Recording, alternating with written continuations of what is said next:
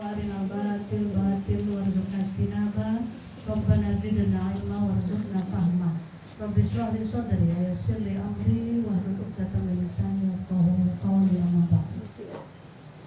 Alhamdulillah, yang kami hormati, yang kami muliakan keluarga Bapak Profesor Dr. Nur Basuki Minarno beserta Ibu dan keluarga Besan jauh-jauh ya Bu ya. Semoga sehat selalu perjalanan sampai kembali ke rumah lancar. Keluarga Bapak Jonanto Herdiawan PhD dan Adinda ya, adiknya Mas Krito ya. Kemudian kepada yang paling berbahagia mungkin pagi ini Mbak Dinda dan Mas Dito yang dirahmati Allah, dan ibu-ibu semua undangan majelis taklim yang berkesempatan hadir pagi ini. Mumpung momennya masih sawal ibu-ibu, doa kita insya Allah masih hangat-hangatnya, hati kita masih bersih-bersihnya, belum kembali komodo lama ya Bu ya, mangkalnya kan masih kesimpen ya. Pengen ngomelnya belum ya Bu ya, masih lemes setelah capek kemarin, capek darusan, lisannya dipakai darusan, telinganya dipakai mendengarkan tausiah gitu kan, hari-harinya dipakai rehat ya Bu ya, sehingga sekarang masih mode on Ramadan, mudah-mudahan extend makin panjang lagi. Semoga dengan kembalinya kita ke fitrah, semoga dengan kembalinya kita ke kesadaran akan iman, pentingnya kebaikan akhlak, pentingnya ibadah, Allah berkenan untuk memberikan kepada kita semua yang paling penting Bapak Ibu, kehidupan dan rezeki yang berkah, semoga mulai sekarang dan seterusnya. Dan yang tidak kalah penting dari keberkahan, mardotillah, kita diberkahi juga diri Allah. Dan yang ketiga yang menjadi inti doa ulama, para nabi dan rasul dan salafus sholih adalah ampunan dari Allah Subhanahu wa taala atas setiap dosa-dosa kita, sehingga nantinya Allah menyiapkan bagi kita semua husnul khotimah. Mudah-mudahan dengan memanfaatkan majelis ini, memanfaatkan keberkahan doa di dalamnya, Allah berkenan mengabulkan doa-doa kita. Bapak Ibu yang dirahmati Allah, tadi Ibu pantun, boleh saya berpantun juga ya? Boleh. Merah kuning warna yang indah, laut biru berpagar pantai.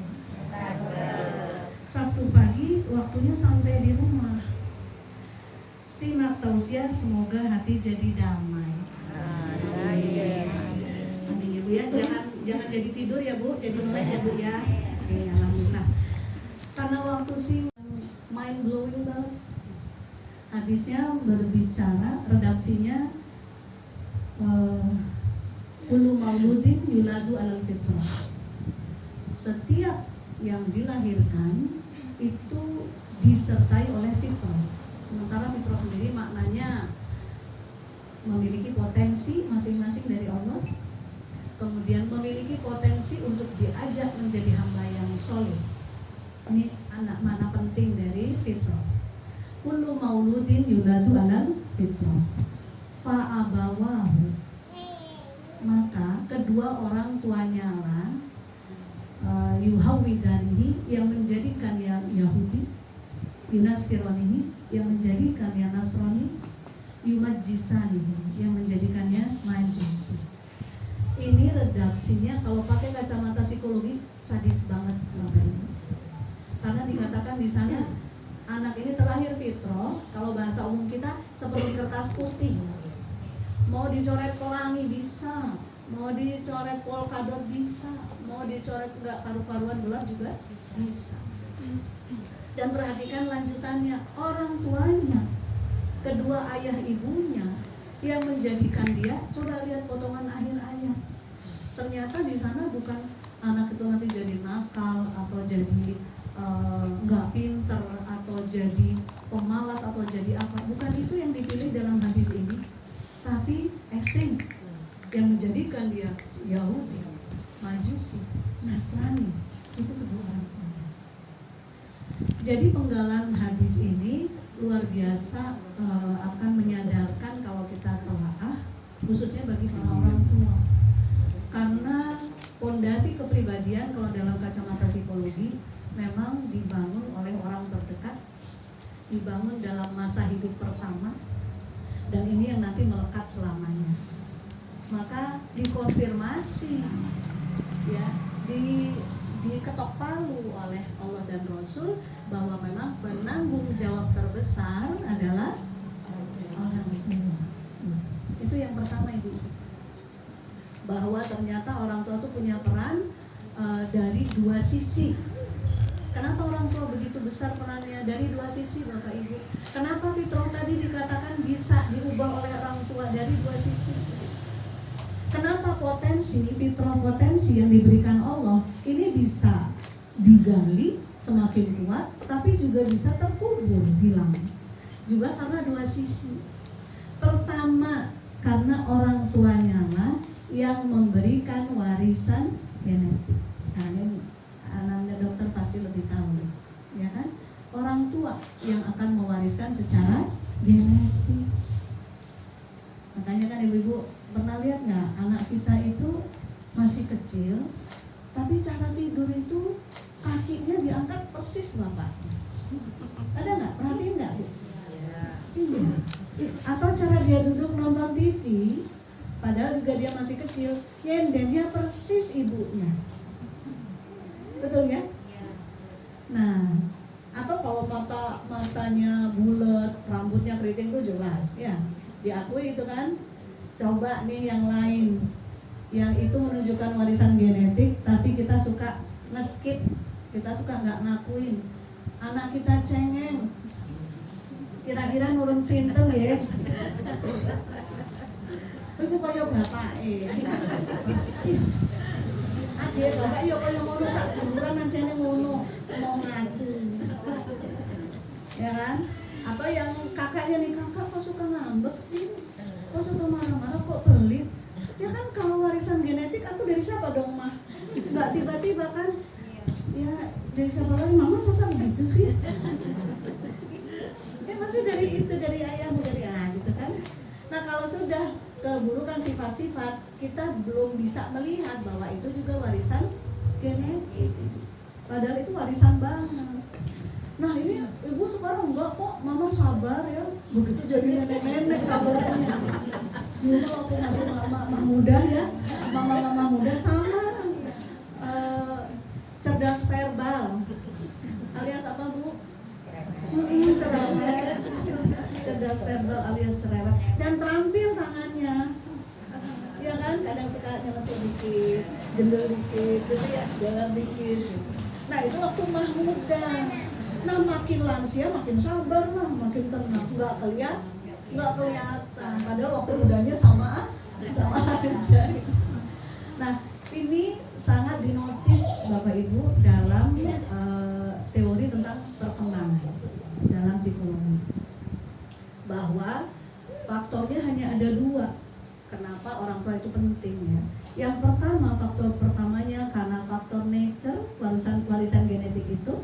Sedangkan yang kedua adalah faktor nurture, pengasuhan, role model, pola asuh, pembiasaan, habituasi, budaya dalam keluarga, cara berkomunikasi. Nah ini belasan tahun, bahkan mungkin puluhan tahun, menjadi kesempatan kedua untuk mengoptimalkan warisan genetik tadi. Itu maksudnya. Dalam perdebatan panjang psikologi, hanya dua ini faktornya yang menentukan nanti anak kita jadi apa. Ya, yang pertama mungkin, iya terus gimana dong? Nenek kakek dari dulu. Kalau mungkin ada yang dari Jawa Barat, saya sendiri dari Madura ibu-ibu, ya.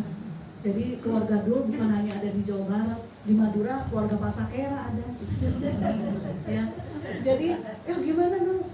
Kita nenek kakek orangnya kayak gitu, ngomong keras gitu kan, kasar, nggak lihat konteks, nggak milih kata gitu ya. Terus gimana nih ke anak-anak gitu kan? Nah ternyata warisan genetik ini bisa dikikis, dihapus, diubah dalam nurturance tadi. Karena nurturance itu adalah memprogram ulang, bahkan menginstal ulang apa yang sudah ada di kromosom dan DNA. Warisan dari kayak nenek moyang. Nah jadi kesempatannya dua. Tapi kalau kita nggak paham, ternyata banyak terjadi warisan genetik yang sudah bermasalah menjadi semakin bermasalah ternyata. Karena apa? Karena parentingnya salah. Karena role modelnya belum dibenahi. Karena masing-masing ayah bunda masih punya luka batin. Oh, jadi istilah luka batin.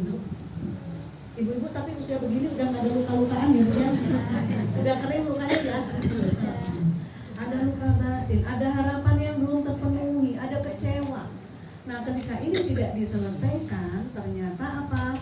Kita punya kesempatan kedua itu orang tua, tapi tidak dimanfaatkan dengan optimal jadinya untuk membenahi warisan genetik dari nenek moyang. Ternyata ya ketika ya qadarullah kami juga merintis komunitas belajar psikologi Islam, kami juga menerima konseling. Dari sekian tahun konseling, kami merasa teori ini sangat menemukan kebenarannya, sangat cocok dengan kenyataannya gitu. Bahwa memang ilmu tentang parenting ya, apa yang penting untuk menciptakan generasi baru yang lebih baik itu ternyata masih harus lebih luas lagi diedukasikan, disiarkan. Sehingga nanti masih besar harapan ibu-ibu, bapak ya, yang sekarang udah pada stres sama Gen Z. Ini mbak, mama Gen Z ya? Gen apa? Ya Gen Z ya, apalagi Gen Alfanya gitu kan. Nah ada tuh di TikTok kan sekarang gimana Gen Z masuk Gen Alpha. Anaknya tuh Gen Alpha bu, ibunya Gen Z. Anaknya dibully sendiri gitu kan kadang-kadang. Atau bapaknya ngebully istrinya, suami ngebully istrinya gitu. Atau anaknya jadi konten gitu ya, meskipun nangis-nangis atau gimana gitu ya. Nah ini nih Gen Z ya. Nah ini kan jadi keprihatinan bersama ya kondisi Gen Z yang seperti ini.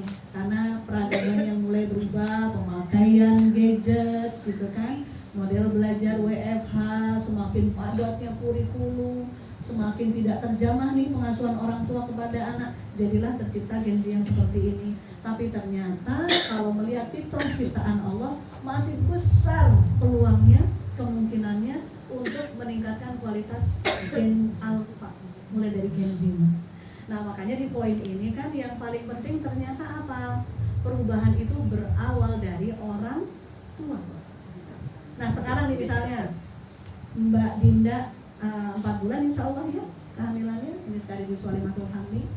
4 bulan itu sudah akan terserap ya banyak sifat-sifat, baik itu sifat kondisi fisik, kesehatan, sifat karakter gitu ya, dan bahkan juga potensi sakit gitu kan. Nah tapi ternyata Allah itu Maha Rahman, Maha Rahim, Maha Adil gitu ya, Maha Halim. Kondisi yang seperti sekarang ternyata diberikan juga kesempatan untuk berubah menjadi yang terbaik dan optimal ya, asalkan ada apa perubahan dimulai juga dari sekarang. Kalau kata pakar nih ya secara umum, karakter yang baik ataupun yang buruk kalau sudah menjadi pola kebiasaan, hati-hati bu, segera dihilangin. Karena kalau sudah 4 bulan tuh, ibu disek sabar kok saya ngamuan misalnya gitu ya. Nah ini Mbak Dinda dulu kalem gitu ya, terus sweet, kalau ngomong selalu manis. Nah kok jadi ibu malah pintar ngomel ya sekarang gitu misalnya ya. Apakah itu aslinya atau kecerdasan yang dilatih, saya nggak tahu. Nah hati-hati ya, sifat atau perilaku karakter buruk apapun jangan dipertahankan lebih dari 4 bulan. Karena apa? Dia akan tercatat, katanya nih pakarnya, tercatat di kromosom dan akan menjadi blueprint bagaimana kita jadi orang tua, jadi role model, ngedidik anak gitu. Akan ke bawah. Udah Ustazah disabar-sabarin, enggak bisa disabar-sabarin kalau yang sudah tertulis di kromosom itu sudah pemarah misalnya, atau sensitif misalnya, atau suka kecil hati misalnya. Nah ternyata itu melekat jadi bagian dari sifat. Nah jadi ternyata pesan hadis ini memberi amanah yang mulia, yang agung, yang besar bagi kita para orang tua ya. Untuk apa? Segera berbenah diri dulu. Nah kalau sudah punya cucu gini tuh ada boten nopo-nopo nggak terlambat. Khusus untuk yang nenek kakek ya, ada hadisnya sendiri. Kalau nenek dan kakek mengasah diri, mengasah jiwa, banyak tafakur, semakin jadi solih-solihah, kata hadisnya nenek kakeknya jadi lapisan masyarakat yang sakti mondro. Dalam sebuah hadis pernah dikabarkan bala itu tertolak atas suatu kaum setelah seorang yang lansia tapi solih-solihah berdoa kepada Allah. Itu. Nah, jadi nenek kakek pun jangan batin ya. Jangan ikut-ikutan stres kayak generasi pemudanya ya. Jadi soleh karena ternyata kesolehan kita itu harga yang harus dibayar agar doa para lansia itu diijabah untuk masyarakat dan kaumnya. Jadi ada tugasnya sendiri-sendiri. Nah, kembali ternyata untuk Mbak Dinda dan Mas Dito ya. Dan kalau kebaikan terbesar untuk kehidupan dia adalah mencetak dia menjadi berkarakter mental Islamiyah ya. Jangan salah Bapak Ibu, karakter mental Islamiyah itu bukan cuma jujur gitu ya, rendah hati ya, bukan cuma itu, tapi karakter atau akhlak itu luas sifatnya, mentalitas ya, tidak mudah putus asa, itu akhlak Islam. Terposliro, empati, itu akhlak Islam. Sekarang langka nggak Bu? Empati, terposliro, bersemangat terus langka ya. Kemudian banyak bersyukur dan tidak hanya melihat kekurangan sehingga selalu positif thinking, itu akhlak Islam. Sekarang langka nggak? Langka. Nah ternyata untuk mencapai semua mentalitas itu alias akhlak Islam itu ada jalannya ya, dimulai dari orang tua.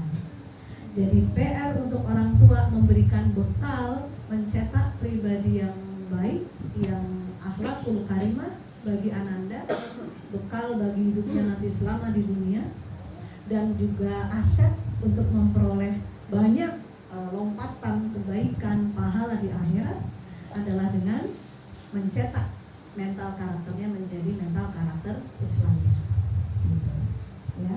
Dan sedikit tambahan, kalau dulu zaman saya masih kuliah, indikator sukses assessment untuk anak ya SD sampai SMA adalah IQ. Ini masih ingat ya Bunda ya. Nah, tapi setelah itu berkembang ibu-ibu, indikator yang bisa dilihat apakah anak kita nanti berhasil di depannya atau tidak bukan IQ ternyata. Karena IQ kalah dengan EQ, emotional quotient. Nah, padahal nanti kalau diteruskan lagi, EQ itu adalah hasil dari SQ alias spiritual quotient. Nah, jadi ini nih yang nanti harus jadi orientasi kita semua ya para orang tua. Ternyata kepinteran, akademik, nilai, dia bisa lolos masuk mana, itu nomor sekian. Karena dia hanya masih butuh kepada kekuatan manajemen emosi atau kekuatan mental. Ya, kemarin tuh ada klien, intinya saya sampaikan mending mental dulu daripada ngejar solusi nggak nemu-nemu. Mending kuatkan mental dulu, damaikan hati, positifkan jiwa. Jangan nguber-nguber masalah yang belum ketemu solusinya. Karena masalah akan ketemu, pikiran akan jernih, kreativitas akan muncul kalau kita tenang kan gitu. Dalam jurnalnya sih begitu ya. Kalau kita tenang, nggak stres, Bu, nggak uring-uringan, nggak gabut, nggak bludruk, ternyata kecerdasan akal itu bekerja. Nah ini yang kita kebalik-balik. Piye solusi ini? gak ketemu terus piye kok kondisi ini. Keadaannya masalahnya makin berlarut-larut. Akhirnya mental kelewat skip, nggak kita perhatikan. Nah padahal ternyata mental duluan. Dan singkat cerita Bapak Ibu, mentalitas ini ketika dijaga well-beingnya, dijaga positifnya, dijaga damainya, nanti akan memunculkan 3 kualitas dalam diri anak-anak kita, juga dalam diri kita. Apa itu? Pertama, kecerdasan. Orang yang bahagia itu akan lebih cerdas daripada dia tidak bahagia. Maksudnya begini, betul nggak Bu? Ibu kalau bludruk itu sambal terasi bisa rasa jamur apa enggak? Ya. Uya iso keliru nyicil. Betul? Sayur asam iso terasa sop. Salah. Kalau lagi bludruk. Jadi bludruk itu menyebabkan kita nggak pintar, kelalen, bingung. Sebaliknya kalau kita tenang, hati damai, pinter. Bismillah terus tiba-tiba tangan tuh bekerja, sop udah begini, garamnya sudah cukup, bla bla bla, enak. Ya kan? Kedua, mentalitas yang positif dan selalu bahagia itu ternyata berdampak kepada kualitas kedua, model kedua kita hidup berkarakter mental sasya Islamiyah, kepada kesehatan. Di imunoneurologi ada satu teori namanya biologi persepsi. Dikatakan bahwa yang kita lihat itu, yang kita maknai itu ternyata mempengaruhi sel-sel kita. Bu, lihat resesi ekonomi, perang Irak Israel, dengan redep nopo senang? Redep, masih redep. Melu panas nopo mboten? Melu panas gitu ya. Terus kira-kira setelah ngamatin terus di YouTube perang Iran sama Israel ya, jenengan merasa greges nopo mboten? Agak ngeluh-ngeluh ngoten nggih. Ya. Terus kadang vertigo agak kambuh gitu ya gitu. Nah karena apa? Karena Anda ikut stres. Sebetulnya yang perang sono, yang kita nggak perlu stres. Kita perlu apa? Damaikan hati dan doa gitu ya. Nah berangkat perang enggak, ikut loyo, ikut lemes. Nah jadi menjaga damainya hati itu membangun kesehatan. Jadi kalau saya dikoreksi ya, Mas dan Mbak Dokter. Karena apa? Happiness itu ternyata membangun imunitas.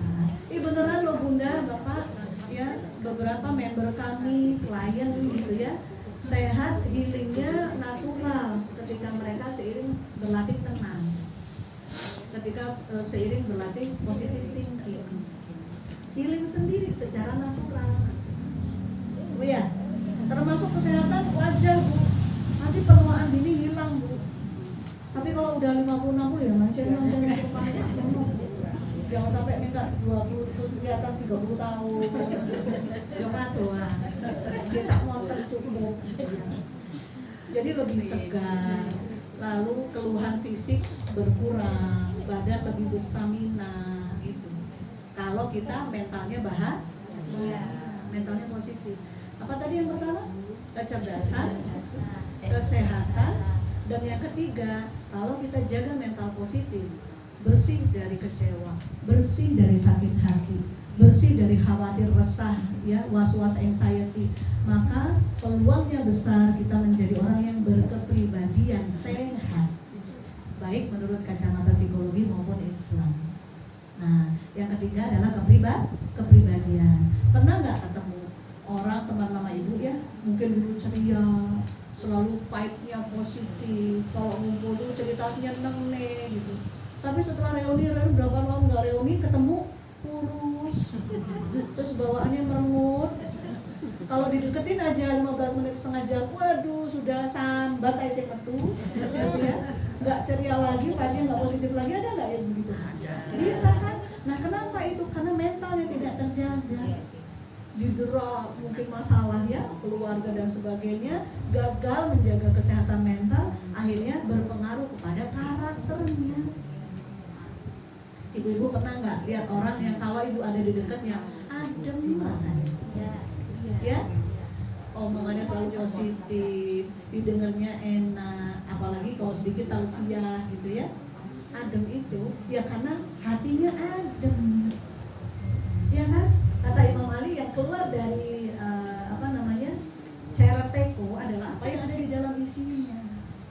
Sehingga orang yang karakternya menyenangkan adalah karena di dalam jiwanya sedang senang. Kalau yang keluar dari sikap dan ucapannya itu menenteramkan, karena di dalamnya tentram, betul? Betul kan? Nah, sebaliknya kalau keluarnya, wah ibu-ibu 15 menit dah tuh koyok diobong. Ini orang apa provokator ya? Ini orang apa jurkam ya? Kok kayaknya panas terus kalau di dekat dia gitu. Nah, apa yang keluar darinya panas karena di dalamnya panas. Jadi akhirnya karena kekuatan mental, positifnya mental itu berdampak kepada kecerdasan, kesehatan, dan karakter, maka kami jadikan modul utama itu di dalam edukasi kami di mana-mana. Yang jadi program utama serius, khusus, fokus adalah program penyehatan mental. Terus caranya gimana Bapak Ibu supaya bisa sehat mental? Ya, gimana caranya? Ternyata gampang-gampang susah. Ya, ada cara yang jangka panjang, ada cara yang sehari-hari praktis harus dipraktekkan. Ini sekalian apa namanya?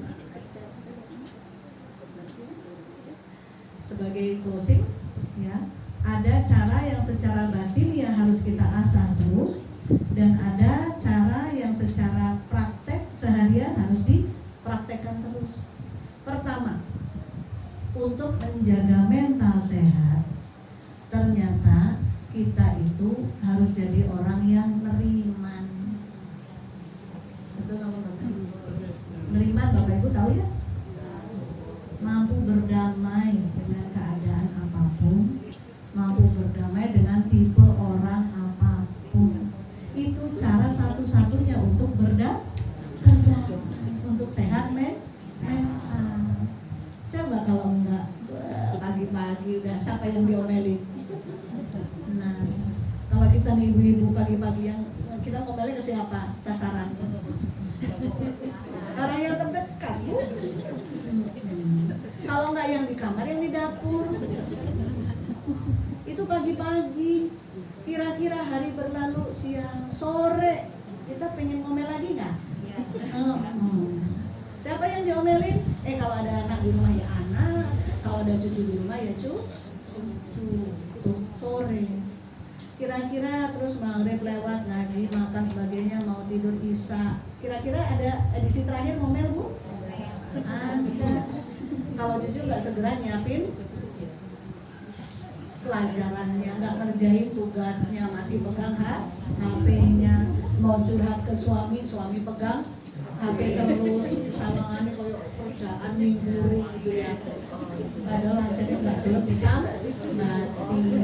Jadi malam, pagi, sore itu loh 3 kali sehari ngalah-ngalahin minum obat. Nah gimana bisa tenang? Itu hari Senin, hari Selasa gimana Bu? Sama apa beda? Sama. Selasa, Rabu? Sama. Seminggu begitu terus?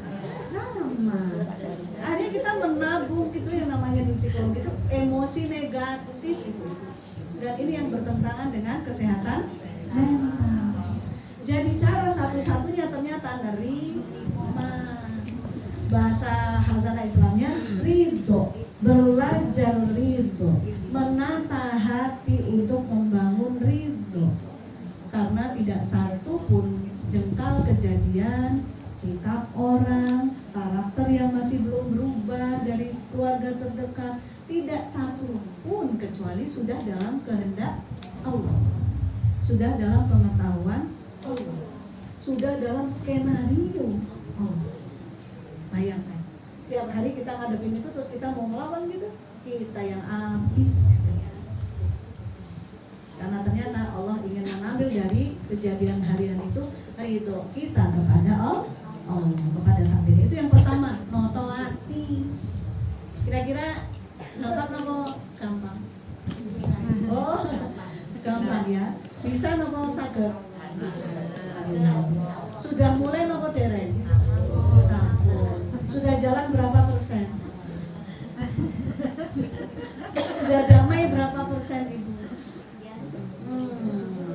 Hati-hati nggih, sekarang ini ibu-ibunya makin keren loh. Kalau jadul, menurut saya ibu-ibu jadul tuh yang masih suka ngomel. Itu ibu-ibu jadul tuh kalau marah. Sekarang Bu, Mas, ya nggak kalah bahayanya ibu-ibu mah muda sekarang marah. Apa itu? Diem. Iya Bu, iya nggak Bu? Mantu-mantu anak perempuan sekarang kalau marah apa ngomel apa mencak-mencak atau diem? Diem. Itu nggak kalah bahayanya loh. Ya, buat pasangan bahaya, buat anak bahaya. Jadi makanya yang dibicarakan di sini ridho sejak di hati, bukan hanya diem di lisan, nggak marah-marah, nggak melotot, bukan itu, tapi diem, tenang, ridho sampai ke hati. Ini penting. Cara pertama, ya, untuk apa? Sehat mental, sehat jiwa. Sekaligus tips ini buat Mbak Linda dan Mas Dito gitu ya. Bangun ridho. Ini pernikahan udah berapa lama? 2 tahun ya, alhamdulillah. Sudah kenal satu sama lain, kenalnya sampai tafahum, sampai paham,